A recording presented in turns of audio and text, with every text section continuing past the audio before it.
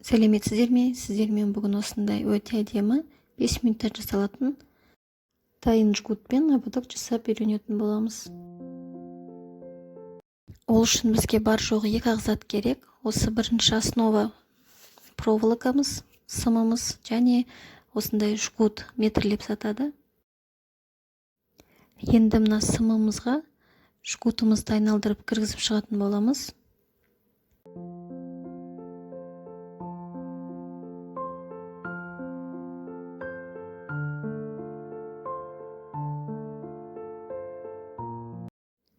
Енді шетіне клей жағып, жылжып кетпес үшін жабыстыратын боламыз.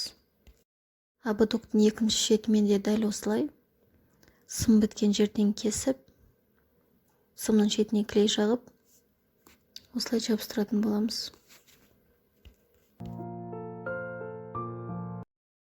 Енді ені 1,5-2 см болатын репс лентасын алып, ободогымыздың түсіне сәйкес екі шетін өңдеп, ободогымыздың шеттеріне жабыстыратын боламыз.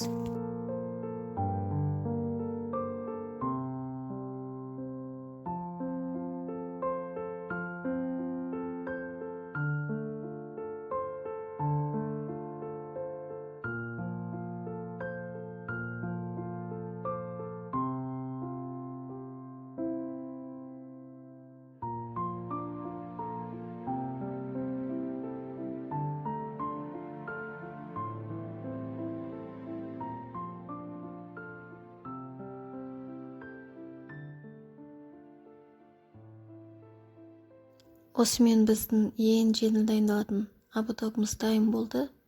Өздеріңіздің ханшайымдарыңызға жасап көріңіздер. Видео сіздерге пайдалы әрі ұнады деген ойдамын. Сұрақтарыңыз болса комментарийге жаза өтіңіздер.